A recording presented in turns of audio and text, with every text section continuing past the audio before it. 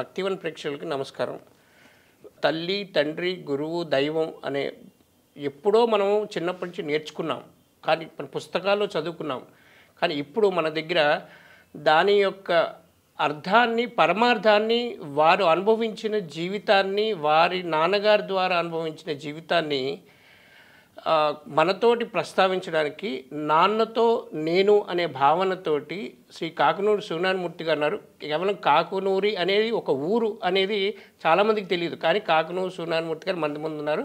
వారి నాన్నగారి విశేషాలు వాటి గురించి తెలుసుకోండి. నమస్కారం గురుగారు. నమస్కారం అండి. గురుగారు, తల్లి, తండ్రి, గురువు, దైవం అంటే ఏమిటి? అసలు ఎందుకు మన ఈ రోజుల్లో దాన్ని అనుభవించట్లేదు?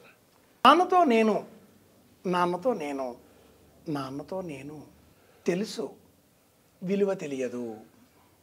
చూశాం, గుర్తించలేకపోతున్నాం. గాలి విలువ లేనప్పుడే తెలుస్తుంది. నీటి వనరుల వసతి లేనప్పుడే తెలుస్తుంది. ఎండాకాలంలో నీటి అవసరం ఎంతగా ఉంటుందో చలికాలంలో ఎండ అవసరం అంతగా ఉంటుంది. తల్లి, తండ్రి, గురువు చుట్టూ ఉంటారు. తల్లి, తండ్రి ఉంటేనే కదా మన జన్మ, మన పెంపకం. మన వద్ద ఉన్నాం అన్న దానితో దాని విలువ మనం గుర్తించం. వారి వద్ద మనం ఉన్నాం అని చెప్పాలి. ఈనాటి కాలంలో వృద్ధాప్యంలో ఉండే తల్లిదండ్రులను అనేకులు మాట్లాడే సమయంలో ఈనాటి కాలంలో మా నాన్న అమ్మ నా దగ్గరే ఉంటున్నారులేండి అని మాట్లాడితే చంప మీద చెడున వెయ్యాలి అన్నంత కోపం వస్తుంది నాకు. తల్లిదండ్రి వద్ద మనం ఉన్నాం అని చెప్పాలి. వారు ముందు, తర్వాత మనం కొడుకులు, కూతుళ్ళు తల్లిని, తండ్రిని పంచుకుంటూ 3 నెలలు నీ వద్ద, 3 నెలలు నా వద్ద అనేటట్లుగా ప్రవర్తిస్తూ వృద్ధాశ్రమాలలో చేర్పిస్తూ ఆర్థిక వనరులను ఇలా లెక్క పెట్టుకుంటూ తండ్రి సంపాదించిన డబ్బుని ఏ ఆలోచన లేకుండా కొడుకులు ఖర్చు పెట్టుకుంటూ ఉంటారు. కొడుకులు సంపాదించేటటువంటి డబ్బులో ఏమాత్రమైన తండ్రి సంపాదించే విధంగా ఖర్చు పెట్టే అవకాశాలు ఆ తండ్రికి ఇస్తున్నామా మనం? తండ్రి గారి డబ్బు మనం విచ్చలవిడిగా మన చదువు కావచ్చు, మన వివాహం కావచ్చు, మన ఉద్యోగం కోసం ఖర్చులు కావచ్చు, మన విలాసాలు కావచ్చు, మన ఇల్లు కావచ్చు, మన కారు కావచ్చు, మన డబ్బు తండ్రికి ఖర్చు పెడుతున్నామా? ఇది ఆలోచించే అంశం అవుతుంది. తల్లి, తండ్రి, గురువు, దైవం అన్నారు. మాతృదేవో భవ, పితృదేవో భవ, ఆచార్య దేవో భవ, ఇది వేదం బోధించింది. జాయా భూమి పతిర్వ్యోమ. ఈ ధర్మాన్ని విడిచిపెట్టి తల్లి, తండ్రి ఇద్దరిలో తల్లి ప్రేమ, తండ్రి బాధ్యత. మహానుభావుడు తల్లికెళ్ళ భరణి గారు రామచంద్ర ఏదో చాలాగా బాధపడ్డారు ఈ విషయంలో.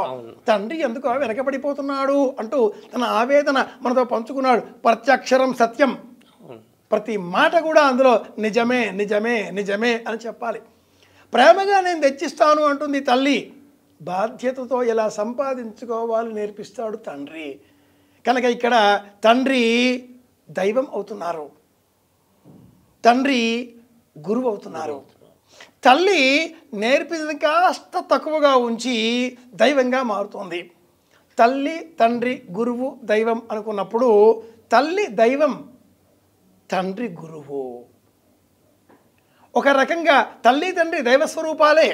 కానీ గురువు అన్న పదం చూసేసరికి తండ్రి భౌతికంగా ఎలా జీవించాలో నేర్పిస్తాడు. తల్లి మానవత్వంతో ఎలా ఎదగాలో నేర్పిస్తుంది. గృహ సంబంధంగా, అలాగే సాంఘికంగా, సామాజికంగా ఒక వ్యక్తి ఎదుగుదలను తల్లి, తండ్రి నిర్దేశిస్తారు. అలా కాక ఈనాటి అత్యాధునిక కాలంలో బాల్యం కిండర్ గార్డెన్కి అంకితమై, లేదా మొబైల్కి అంకితమై, కిండర్ గార్డెన్ స్కూల్స్కి అంకితమై, లేదా మధ్యతరగతి ఇంకా పైకి వెళితే కార్పొరేట్ స్కూల్స్లో ఏమో ఉన్నాయి అని అక్కడ చేర్పించడంతో కేజీల కొద్దీ చదువులు చదువుకుంటూ అలా ఏబీలు నేర్చుకొని బిఏలుగా మార్చే కాలం వచ్చేసరికి మా అంతవారు లేరు అనే హంలో పడిపోతున్న నేటి యువత తమ జీవితం అంతా కూడా చరవాణిలో ముంచేసుకోవడం, విదేశాలకి ఎగిరిపోవడం, మాకు లేదా అనుకోవడం, డబ్బు పంపిస్తాంగా అనుకోవడం. నాకు తెలిసిన ఒక ఆత్మీయుడు తన పెన్షన్ పోస్ట్ ఆఫీస్కి వస్తుంది. ప్రతి నెల పోస్ట్ ఆఫీస్కి వెళ్ళి తెచ్చుకుంటాడు. కుమారుడు అడిగాడు, మీరు పోస్ట్ ఆఫీస్కి వెళ్ళక్కర్లేదు, మీ డబ్బు జీపే ద్వారా మీ అకౌంట్కి వచ్చే ఏర్పాటు చేస్తాను. ఆ తండ్రి అంగీకరించలేదు. ఎందుకని అంటే తండ్రి గారు చెప్పారు, ఈ వంకతో నెలకు ఒకసారి నేను పోస్ట్ ఆఫీస్కి వెళ్ళి అందరితో పలకరించి వస్తాను. ఆత్మీయ బంధం ఏర్పడుతుందని. అలాగే ఒక తండ్రి గారు, ఇద్దరు కుమారులు కుమార్తె. ఒక కుమారుడు తన వద్దే ఉంటాడు, మరొక కుమారుడు దూరంగా ఉంటాడు, కుమార్తె మరికొంత దూరంలో ఉంటుంది. దగ్గరగా ఉన్న కుమారుడు ఉదయము రాత్రి భోజనాధికారులు ఏర్పాటు చేస్తానంటే ఆ తండ్రి అంగీకరించలేదు. ఒక పూట నీవు ఏర్పాటు చేస్తే రెండవ పూట వాడు తీసుకురావాలి. నాకు కావలసిన బిస్కెట్లు కానీ ఇతర సదుపాయాలు కానీ పచ్చళ్ళు కానీ ఇంకేమైనా కానీ కాస్త తర్వాతి కాలంగా తినే తిరుబండారాలు కానీ కూతురు తీసుకురావాలి. ఎందుకు నాన్న నేను చేసి పెడతాగా అని ఇంట్లో ఉండే కుమారుడు అంటే, ఈ వంకతోటైనా ఆ కుమారుడు నన్ను చూడ్డానికి వస్తాడు, ఈ వంకతోటైనా నా కుమార్తె నన్ను చూడ్డానికి వస్తుంది, నువ్వు చెయ్యవు అని నేను అనట్లా, చేస్తావు, కానీ వాళ్ళు రావాలిగా. అలా అన్న వ్యక్తి మా నాన్నగారు కనుక మా నాన్నగారి దగ్గర నేను ఉంటాను అని చెప్పుకునేవాడిని కనుక తల్లి తండ్రి గురువు దైవం అంటే తండ్రి దైవం ప్లస్ గురువు, తల్లి దైవం తదుపరి గురువు, ఇలా చెప్పుకోవాలి. బాగుంది గురుగారు. ఇంకో క్వశ్చన్ గురుగారు, మీ గురించి మీరు చెప్పండి. అసలు మీరు ఎలా, మీ ప్రస్థానం ఏంటి, మీరు ఎలా స్టార్ట్ చేశారు, అంటే ఏ ఊరు నుంచి వచ్చారు ఏంటి? శ్రీ గురుభ్యో నమః. నన్ను కాకునూరి సూర్యనారాయణమూర్తి అంటారు. మా ఇంటి పేరు నర్లావారు, మా గ్రామం కాకునూరు. కాకునూరి వంశానికి సంబంధించిన అప్పకవి అనే మహానుభావుడికి సంబంధించిన గ్రామం అది. ఆ పొలాలు భూములు వ్యవహారాలంతా కూడా ఆ వంశానికి ఉన్నటువంటి మేము వారసులంగా చెప్పుకోవాలి. ఈ క్రమంలో కాకునూరు అనే ఈ గ్రామం మహబూబ్నగర్ జిల్లాలో, ఉమ్మడి మహబూబ్నగర్ జిల్లా, ఈనాటి రంగారెడ్డి జిల్లాలో కేశంపేట మండలానికి సంబంధించిన ఒక చిన్న పల్లెటూరు. నిడదవెల్లి, తొమ్మిదిరేకుల, కాకునూరు, లేమామిడి, బొదినంపల్లి అనే 5 గ్రామాలలో నివేశన స్థలాలు, కాస్తో కూస్తో దైవ ఆధారిత క్షేత్రాలు కల గృహం మాది.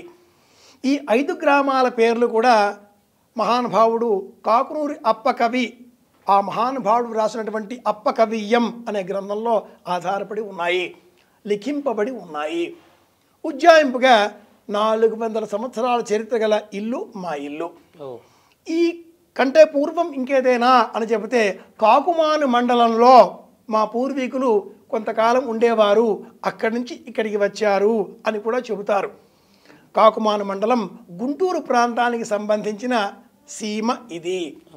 ఈ నేపథ్యంలో రామకృష్ణయ్య గారు, నరసింహయ్య గారు, మా తండ్రి గారు బ్రహ్మశ్రీ కాకునూరి నర్ల వెంకటరమణ శాస్త్రి గారు వేద పండితులు, స్వాధ్యాయం చేసిన వారు, క్రమపాఠి, అనేకములైనటువంటి విద్యాభ్యాసంగముల కారణం చేత బహుపాండిత్యం ఉన్నప్పటికీ 2 విధాలుగా ఈ శాస్త్రం విషయాన్ని వివేచన చేస్తుంది. ఒకటి ప్రవహించే నీరు, రెండవది స్థిరంగా ఉండే సరస్సు. మా నాన్నగారు ఓ మాట చెప్పేవారు, గంగిరెద్దు గానిగెద్దు అనేసి. గానిగెద్దు అక్కడే ఉంటుంది, ప్రశాంతంగా జీవిస్తుంది. గంగిరెద్దు గ్రామము సంచారం చేస్తుంది, తన పాండిత్యాన్ని ప్రదర్శించే ప్రయత్నం చేస్తుంది. ఎవరైనా ఉన్న చోటికి వస్తే స్థిరంగా ఉండే ఈ కాసారం సరస్సు తీయటి మంచినీరు ఇస్తుంది. ప్రవహించే నీరు ఆ ప్రవాహ వేగంతో ప్రయాణించే వారికి ఉపయోగపడుతుంది. మనమంతా అడవులలో ఉండేటటువంటి స్థిరమైనటువంటి కాసారం మంచినీటి సరస్సుల వంటి వాళ్ళం అనేటటువంటి వారు మా నాన్నగారు. మా నాన్నగారు 1930వ సంవత్సరం పరాభవనామ సంవత్సరంలో జన్మించారు.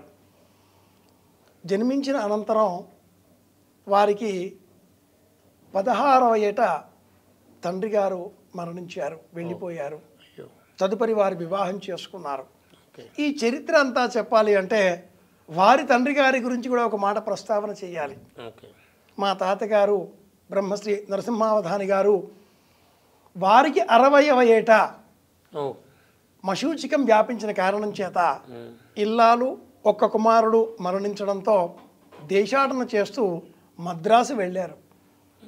మద్రాసులో ఒకానొక శ్రీకృష్ణ దేవాలయంలో అక్కడి బ్రాహ్మణులను ఎవరినో పరిచయం చేస్తూ మాట్లాడుకొనగా, ఈ దేశాటన ఎందుకు, మా కుమార్తెనే ఇచ్చి వివాహం చేస్తాను అని వారు చెప్పడంతో మా నాన్నమ్మ గారిని వివాహం చేసుకుని ఈ దక్షిణ దేశానికి తీసుకువచ్చారు. మా నాన్నమ్మ గారిది కేరళ. వాళ్ళు కూడా అలా ప్రయాణిస్తూ మద్రాసు క్షేత్రంలో స్థిరమై ఉన్నారు. పాలక్కాడ్ మా నాన్నమ్మ గారిది.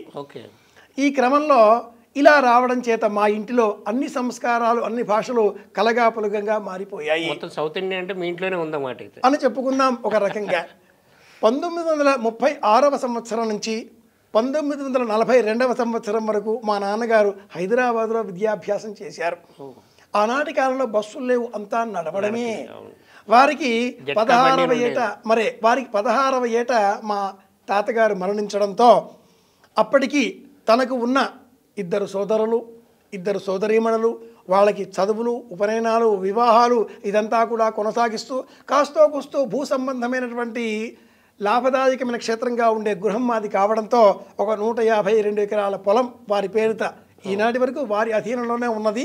ఇలా జీవితాన్ని కొనసాగిస్తూ విద్యాభ్యాసం కోసం చాలా తపన పడ్డారు. బ్రహ్మశ్రీ పట్లూరి మాణిక్య సోమయాజి గారు, ఘనపాఠి గారు, వీరు ఇరువురు కలిసి బాల్యంలో రామావధాని గారి వద్ద కొంత మూలం సంహిత 2వ పన్నం అధ్యాయం చేశారు, అభ్యాసం చేశారు. సున్నాన పన్నం, అలాగే 2వ పన్నం. ఆ తదుపరి ఉన్నత విద్యాభ్యాసం కోసం మాణిక్య సోమయాజుల వారు తూర్పుగోదావరి జిల్లా రాజమండ్రి ప్రాంతానికి వెళ్ళిపోగా మా నాన్నగారు ఇల్లు, సంసారం, గృహం, బాధ్యతల కారణంగా ఇంటిలోనే ఉండి తరచుగా చుట్టుపక్కల ఉండేటటువంటి వేముల గ్రామంలో కృష్ణమాచార్యుల వద్ద, వేదాంతాచార్యుల గారి వద్ద, ఇంకా అనేకుల వద్ద విద్యాభ్యాసం చేస్తూ తన విద్యను తానే పెంపొందింపజేసుకొని రామావధాని గారి వద్ద ఇంకాస్త నేర్చుకొని సంపూర్ణమైన మూలం, తదుపరి కొంత పదం, కొంత ఘన, కొంత క్రమం ఇలా పూర్తి చేసుకొని వేద పండితుడిగా అలా స్థిరపడ్డారు. క్రమేణా కవిత్వం, హరికథలు, ఆయుర్వేదం, జ్యోతిషం అనేక ఉపాంగాలలో కూడా పాండిత్యం సముపార్జించి వీటి ద్వారా ఉద్యోగం లభించదు, ఆధునికం చదువులు కదా అనే ఆలోచనతో భాగ్యనగరానికి 1969లో వచ్చేసి ఆ తదుపరి ప్రైవేటుగా BOL సాహిత్య విశారద, ఓరియంటల్ స్టడీస్తో ఇంటర్మీడియట్ సమానం MOL లాంటి పరీక్షలు, BOL, ఆ తర్వాత MOL, ఇలా మాస్టర్ ఆఫ్ ఓరియంటల్ లాంగ్వేజ్ వరకు కూడా పూర్తి చేసి TTC టీచర్ ట్రైనింగ్ సర్టిఫికేట్ కూడా పూర్తి చేసి రిజిస్టర్డ్ మెడికల్ ప్రాక్టీషనర్ 1969లోనే ఆయుర్వేద వైద్యుడిగా ఆనాటి అవిభక్త ఆంధ్రప్రదేశ్ ప్రభుత్వం వారి వద్ద సర్టిఫికేట్ సదాఖతనామా పొంది వైద్యుడిగా కూడా ఉండే ప్రయత్నాలు చేసి 1972వ సంవత్సరం నుంచి 1998వ సంవత్సరం వరకు 20 ఏళ్ల పాటు సుమారుగా ఆల్ ఇండియా రేడియోలో వేద పఠనం చేశారు. అయితే మీకు ఈ ఎలక్ట్రానిక్ మీడియా దీని మీద మీకు చాలా ప్రావీణ్యం ముందు నుంచే ఉందన్నమాట. నాన్నగారే కదా ఎవరికైనా మార్గదర్శనం చేసేది. అవును. కనుక అలా చేస్తూ వైదికంగా 5వ ఏట నాకు ఉపనయనం చేసి నా బదులుగా వారు సంధ్యావందనం చేస్తూ 5 ఏళ్లకే పిల్లవాడికి ఉపనయనం చేస్తే విద్యాభ్యాసం ఎలా? బ్రహ్మవర్చస కామస్య విప్రః కార్యస్య పంచమే అని మనుస్మృతి. బ్రహ్మవర్చస్సు రావాలి, చక్కటి చదువు రావాలి అంటే 5వ ఏటనే ఉపనయనం చేయాలి అని శాస్త్ర ప్రమాణం. గర్భాష్టమేషు అనే వాక్యాన్ని ఆపస్తంభుడు సూత్రం చెబుతుంది. కానీ మనం మనుస్మృతిలో 5వ ఏటనే ఉపనయనం. కానీ ఈ రోజుల్లో 23 ఏళ్ళకి 24 ఏళ్ళకి చేస్తున్నారు. ఒకరోజు ముందు చేస్తున్నారు. వీపులో గోక్కోవడానికి యజ్ఞం ఉపయోగపడుతుంది కానీ విద్యాభ్యాసం కోసం కాదుగా. ఈ విద్య వేరే, ఆ విద్య వేరే. ద్వే విద్యే వేదితవ్యే అని ప్రమాణం. అలా బహుముఖాలుగా మా నాన్నగారి ప్రజ్ఞ కొనసాగడంతో గోవిందగానామృత కల్పవల్లి అనే పద్యకావ్యం, అలాగే గౌరీనాయకి శతకం అనే శతకం, వీటితో పాటుగా అనేకములైన యక్షగానాలు కూడా మా నాన్నగారు రచించారు. కవి, పండితుడు, విమర్శకుడు, వ్యాసకర్త ఇలా అనేకములు చేస్తూ ఆల్ ఇండియా రేడియోలో కూడా అనేక వ్యాసములు హిందీలో కూడా పాండిత్యంతో వారు వెలయించి ఉన్నారు. ఇలా చూస్తే తెలంగాణలో అవిభక్త మహబూబ్నగర్ జిల్లాలో ఒక స్థాయి పాండిత్యం పొందినటువంటి మా నాన్నగారి దగ్గర నేను ఉన్నాను అని చెప్పుకోవడం నాకు చాలా ఆనందంగా ఉండేటటువంటి అంశం. అంటే ఒక డైమెన్షనల్గా చూస్తే ఒక 7 రంగులు అంటే 7 రంగులు మీ నాన్నగారిలో కనిపిస్తున్నాయి, అంతకనే లేదు అనే చెప్పుకోవాలి.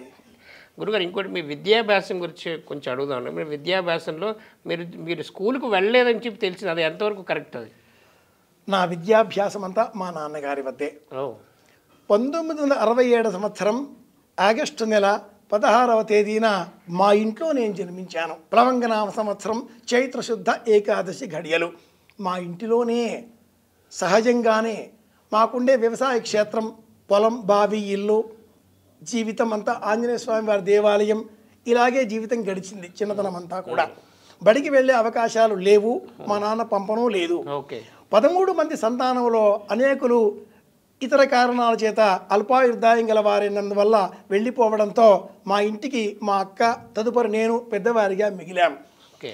అలా మిగిలిన ఆ నేపథ్యంలో ఇంటిలోనే నా చదువు, మా అమ్మ వద్ద, మా నాన్న వద్ద, ఇదే నా చదువు. ఆనాటి కాలంలో 67లో నేను పుట్టాను. 78 వరకు మా ఊరికి కరెంటు లేదు, పవర్ లేదు. అంటే ఏమంటారు, గ్యాస్ నూనె దీపాలు, కిరోసిన్ దీపాలు మధ్యాహ్నం వేసరికి సాయంత్రం వేసరికి తెచ్చుకుని మళ్ళీ పెట్టుకోవాలి. చిమ్నీలు, గ్యాస్ నూనె, తెలంగాణలో గ్యాస్ నూనె అంటారు, కిరోసిన్ అంటారు. ఆ చిమ్నీలు లేదా ఆముదం దీపాలు, మంచు నూనె దీపాలు, ఇలాంటి నేపథ్యంలో ఉదయం లేవడం, బావికి వెళ్ళడం. ఈనాటి కాలంలో బావులన్నీ కూడా మోటార్లతో ఉన్నాయి. ఆనాటి కాలంలో బావులు మోట అంటే ఎడ్లు నీటిని లాగేవి బొక్కెనలతో. అలా మూట 4ంటికే. ఈ మూట అనే దాన్ని శ్రీకాకుళం ఇతర ప్రాంతాలలో కపిల అని కూడా అంటారు. అలా జీవితం అంతా వ్యవసాయ క్షేత్రాలు, బావి, పొలం, ఈత కొట్టడం, చెరువులు, ఆంజనేయ స్వామి దేవాలయం, మా నాన్నగారి వేరుని చదువుకోవడం, అలా అమరకోశం, రఘువంశం, ఇలా ప్రాథమికంగా కూడా గజేంద్ర మోక్షం, భాగవత కథలు, పద్యాలు, శ్లోకాలు, వీటితో జీవితం అంతా ఆరంభమైంది. ఇక పెరిగే కొలది 69లో భాగ్యనగరానికి వచ్చేసి వస్తూ వెళుతూ 78లో భాగ్యనగరంలోనే అలా ఉండిపోయే అవకాశాలు పెరగడంతో క్రమేణా ప్రైవేటుగానైనా చదువుకోకపోతే ఉద్యోగం ఎలా అంటూ తాను బీఓఎల్ చేసే నేపథ్యంలో నన్ను బడికి 7వ తరగతి ప్రైవేట్గా రాయించి, ఎస్ఎస్సి ప్రైవేట్గా రాయించి, ఇంటర్మీడియట్ ఉదయం కళాశాల 8 నుంచి 11 వరకు, డిగ్రీ సాయంత్రం కళాశాల వివి కాలేజీలో 6 నుంచి 9 వరకు. అంటే అన్నం డబ్బాలు కట్టుకుపోయే అవసరం లేకుండా పనిచేస్తూ చదువుకునే విధానాలలో నా విద్యాభ్యాసంగం ఇలా కొనసాగడంతో ఇంటర్మీడియట్ అనంతరం బీకామ్, తదుపరి ఎంకామ్, ఎంఏ తెలుగు, ఇలా ఈ క్రమంలో పిహెచ్డి, జేఆర్ఎఫ్ ఇలా పూర్తి చేసుకుని డాక్టరేట్ పట్టాతో పాటుగా ఉద్యోగం సాధించడంతో మధ్య మార్గంగా ప్రాథమికంగా జ్యోతిషం మా నాన్నగారి వద్దే, అలాగే కొంత వ్యాకరణం, వీటితో పాటుగా పంచకావ్యాలు తెలుగులో, సంస్కృతంలో, వేదం కొంత భాగం, మూలం, సంహితం, అలాగే ఆరణ్యకం, పూర్తిగా ఆరణ్యకం, కొంత బ్రాహ్మణం, ఇలా ఈ ప్రక్రియల రూపంలో అనేకం చేస్తూ చదువుకుంటూ క్రమేణా జ్యోతిషం బాగా నేర్చుకోవడంతో ఎంఏ జ్యోతిషం గోల్డ్ మెడల్ కూడా సంపాదించి ఇలా ఈ క్రమంలో నా జీవితం అంతా కూడా కొనసాగుతూ ఉన్నది. ఇప్పటికీ నేను నిత్య విద్యార్థినే. నేను మా నాన్నగారి దగ్గరే ఉన్నాను, ఉండబోతాను అనేది నాకు చాలా బలం అందించే అంశం. గురుగారు ఇంకొక విషయం, ఇన్ని భిన్న కోణాలు ఉన్న మీరు ఇలాగా అంటే మీరు ఒక జ్యోతిష్యుడిగా ఒక మల్టిపుల్ టాస్క్ అంటారు చూడండి ఇంగ్లీష్లోని. సో ఎలాగ మీకు అలా ఆ వృత్తి ఎలా వచ్చింది మీకు అది అసలు? మా నాన్నగారు మాట చెప్పేవారు, blackening the white paper will attract the marks. తెల్ల కాగితాన్ని నల్లగా చేస్తే అలా మార్కులు వేసేస్తారు అని. నాకు తెలిసింది ఒక్కటే, నాకేమీ తెలియదని. విత్తనాన్ని విసరి కొడితే వృక్షమై మొలుస్తుందని అంటారు డాక్టర్ సి నారాయణ రెడ్డి గారు విశ్వంభర అనే కావ్యంలో. తెలుగు చదువుకున్న కారణంగా సాహిత్యం, ఎంకామ్ కామర్స్ చదువుకున్న కారణం చేత కొంత గణక శాస్త్రం, జ్యోతిషం చదువుకున్న కారణంగా కొంత ప్రాథమిక జ్యోతిష పరిజ్ఞానం, ఇలా బహుముఖాలుగా అని మీరు అంటున్నారు. కానీ మనకు తెలిసిందంతా కూడా చాలా స్వల్పమే. తెలియవలసింది కొండంతా, తెలిసింది గోరంతా. ఈ జ్ఞానాన్ని అందించే విధంగా మా నాన్నగారు ఉపనిషత్తులను చెబుతూ భృగుర్వైవారుణి వరుణం పితరముపససార అధీహి భగవో బ్రహ్మేతి సగుంహోవాచ. ఆవగింజలో ఏం కనిపిస్తుంది? మర్రి విత్తనంలో ఏం కనిపిస్తుంది? ఆ మర్రి గింజ ఇంతగా ఉంటే అందులో కొండంత మర్రి చెట్టును మనం చూడవచ్చు. చూచే దృష్టి ప్రధానం అంటూ నాకు పాఠాన్ని బోధించారు. కానీ ఒక్క విషయం గురుగారు, అంటే ఈ విషయంలో నేను మీకు ఇప్పుడు ఈ రోజుల్లో అంటే ఇప్పుడున్న కాలంలో పిల్లలకి ఎలా ఉందంటే చదువు తర్వాత ఒక సంగీతమో ఇది పెట్టేసరికి అమ్మ ఈ సంగీతం పెట్టావా నాన్న అంటే వాళ్ళు ఒక హైపోథికేషన్ సిచ్యువేషన్ వచ్చారు. కానీ అలాంటి సిచ్యువేషన్లో మీరు ఇన్ని కోణాల్లో వేయడం చాలా అద్భుతం గురుగారు. ఇది చాలా తెలియాల్సిన విషయం. నేర్చుకోవడం అనేది ముక్కస్య ముక్కార్థ, అందులో ఏముందో ఇందులో రాయడం అని కాకుండా మా నాన్నగారు నాకు ఈత నేర్పించే సమయంలో ఓ పాఠం చెప్పారు. ఏమిటి అంటే తన భుజం మీద ఉండే ఆ అంగవస్త్రాన్ని నా నడుముకు కట్టి బావిలో వేసి సైకిల్ తొక్కడం వచ్చు కదా, కాళ్ళు ఆడించు, ఓకే, నీటిని ఇలా పక్కకి తొలగించుకుంటే నువ్వు తేలి ఉంటావు, ముందుకు పోతావు, ఎదురుగా వచ్చే సమస్యలని అలా పక్కకి తొలగించుకుంటూ ముందుకు పోగలిగితే జీవితంలో విజయం నీదే. సమస్యని మన వద్దకు తెచ్చుకుంటే మనం మునిగిపోతాం. ఈత కొట్టే సమయంలో ఆ నీళ్ళని ఇలా తెచ్చుకున్నామా లోన దిగుతూ ఉంటాం, ఇలా చేశామా ముందుకెడుతూ ఉంటాం. సమస్యను దూరం చేసుకోవాలి, జీవితాన్ని ముందుకు తీసుకెళ్ళాలి.